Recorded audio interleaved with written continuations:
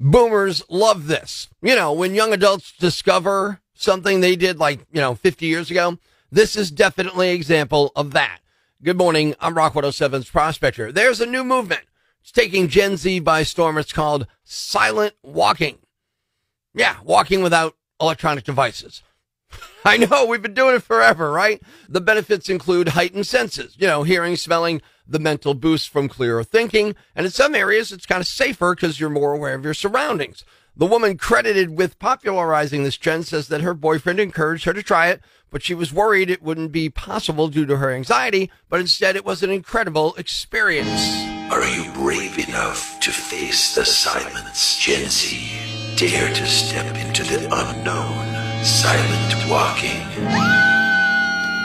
No music, no podcasts, no earpods. Just you, the night, and your thoughts. Feel the chill down your spine as you walk without the digital noise.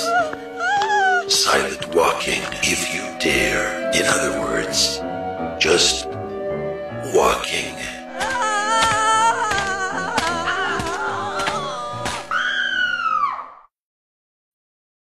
We all have a set of guiding principles, the preconceptions and generalizations regarding fundamental issues of one's life and of the entire world. No matter where we go, no matter what we do, we tend never to abandon our beliefs. These are things Prospector believes on Rock 107.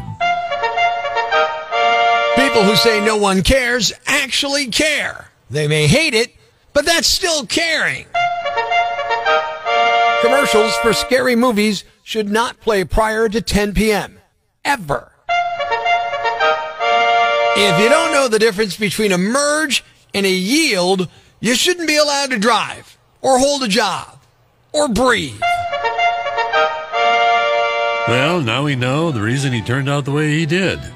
That was Things Prospector Believes on Rock 107.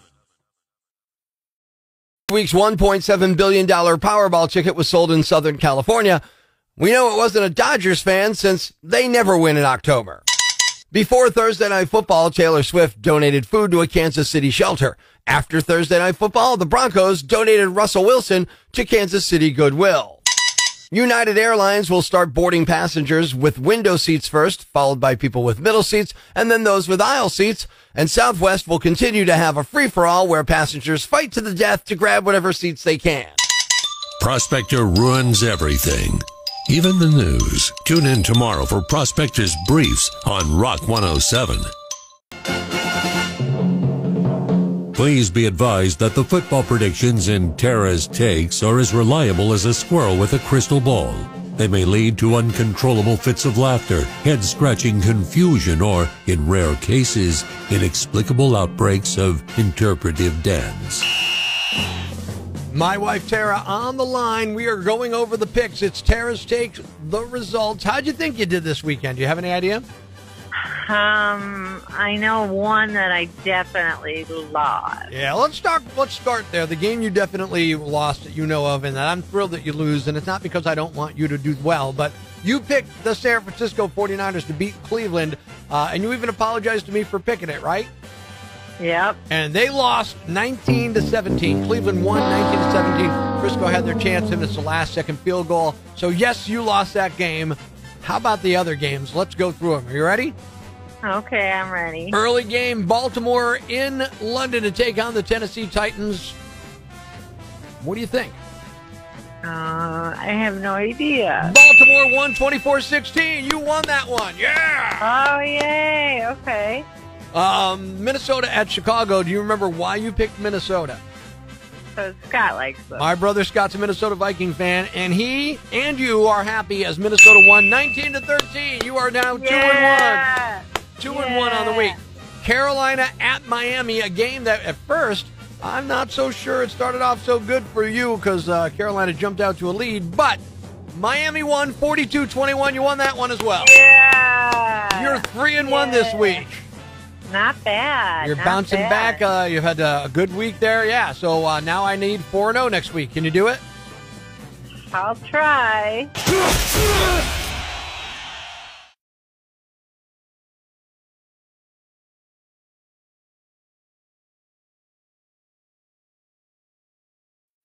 Life's pretty tough right now. There's plenty of bad news, but it's not all bad. It's time for the brighter side of Prospector on Rock 107. The charity Move for Hunger crushed a world record by toppling 12,952 cereal boxes like dominoes. They did it at the arena where the Detroit Pistons play.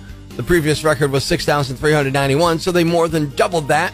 All the boxes of cereal they used are being donated to food banks. Thanks. We needed that. The brighter side of Prospector on Rock 107. It's time to have a little fun on the phones. It's time for another Prospector prank call on Rock 107. Good morning, I'm Prospector, and a guy named Tony who works at a local hardware store. I don't know why I say concern. He said, hey, I would love you to prank call my boss. He gets pitched a lot of dumb product ideas. Maybe you can come up with something stupid and pitch him. So boom, I've got an idea for a product I guarantee you this guy has not heard of before. It's time for another Prospector prank call on Rock 107. Ace Hardware, this is Peter. Yeah, hi, Peter. My name's Rick. I wanted to call you today because I have a product I think you guys would love. I think it'll be a huge seller in your store. If you got a minute, I'd love to tell you about what it's... Actually, you know what? We're not really looking to put any new products in our store right now. Really? Well, what if this was one like everybody would buy? You couldn't keep them on the shelves. Wouldn't you be interested in a product like that? You know, we have people coming in here all the time. I can take your number down. You know, that's the best I can You got my number right now because we're on the phone. So could you just give me like a second? I promise it'll take like a minute, okay? It'll take 1 minute, just 1 minute. So here's what it is. You know, like I said. Who are the people who work the hardest? Athletes? You think they sweat the most? No. Doctors? White-collar workers? No. You know who sweats the most? Construction workers, landscapers. That's the kind of people that buy stuff that you're selling, and that's why I've invented a brand new product that will fly off the shelves. Are you ready to hear what it is? Sure, quickly. All right, when people are working, they're losing a lot of fluids, and they'll stop what they're doing to get a drink. It could be water, maybe a soft drink, sometimes an adult beverage. Most likely, it's a sports drink nowadays. And so what I've done is create a product that will sit there and use the hollow space to provide a place to hold a delicious beverage. I think I've heard enough on this. You know, like I said, let me take your number. Well, hold on. Let me just give you the name. Let me just give you the name real quick, okay? Let me give you the name. Okay. Hurry up. It's the Gator Rake. You like that? Gator Rake. And here's what it is. Gator Rake? Yeah. It's basically you take the hollow space in the handle of their rake or their shovel or whatever and put a nozzle at the end. So when they're working, all they have to do is put their mouth at the end of it, tip it up for a second, get a nice refreshing drink, and then they keep working. They keep going. How do you keep that area clean as they're working with it? How do you keep anything clean? You wash it out. You flush it with some water. And how are you keeping their beverages cold as they're working outside in the sun all day? Insulate it? It's insulated in the handle. I mean, come on. How does a thermos work? This is like a mini, long, tubular thermos. They just tip it up and they get it. Yeah, like I said, I'll take your number down and, you know. Well, you got me right now. You're telling me you don't think the Gator Rake will go flying off your shelves? Honestly, no. What's your objection? I mean, haven't you been working in the yard? The last thing you want to do is stop and you get a drink, but you're thirsty. Can you imagine just putting that up to the end of your mouth and just tipping it up there? It sounds unsanitary. Very unsanitary. Well, why is it unsanitary? Because you're working outside. You have dirt and debris and everything just flying around, getting on it. It sounds very unsanitary. We'll put a cap over it. We'll put a cap on it and just you take the cap off and kind of like they do with an igloo jug or something. I'll take your number down. You know, I'm kind of busy here in the store, so I do got to go. All right, well, just tell me. I'll take your number down. Could you just say this? Could you just say this phrase? I love the Gator Rake.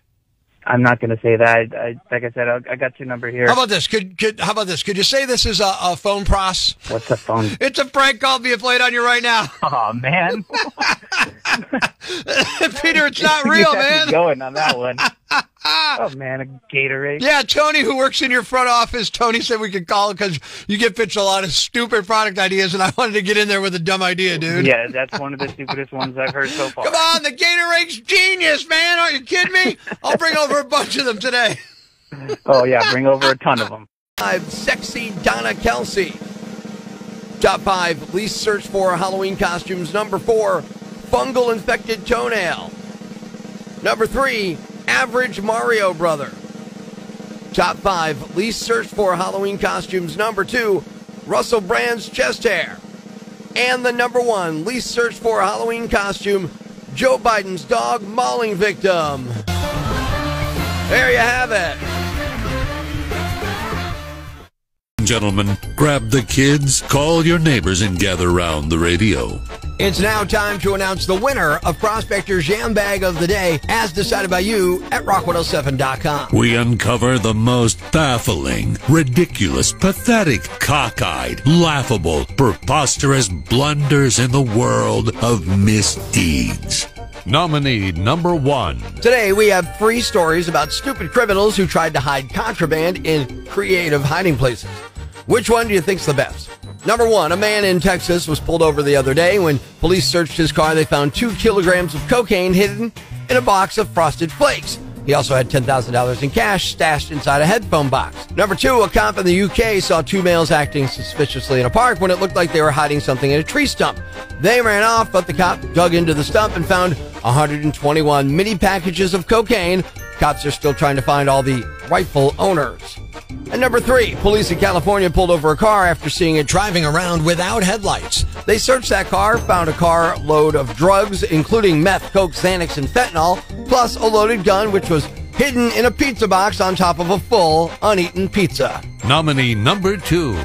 It's illegal to transform your vehicle to make it look like a police car, even if you're only doing it because it looks tight. A 28-year-old woman in Florida was arrested last week after she was caught driving a Dodge Charger, which was painted in the same black and bronze scheme as a Florida Highway Patrol trooper car. It even had a light bar, and at first the woman claimed she bought it that way. But then she admitted she was a security guard and she had the car wrapped like that on purpose.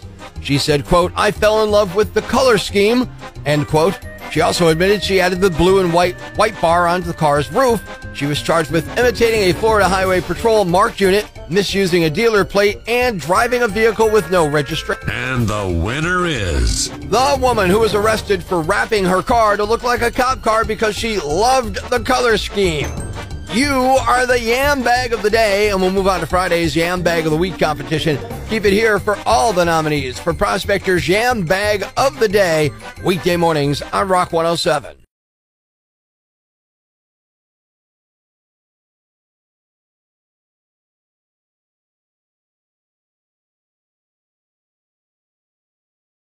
Thanks for listening to Prospector's Prime Cuts podcast.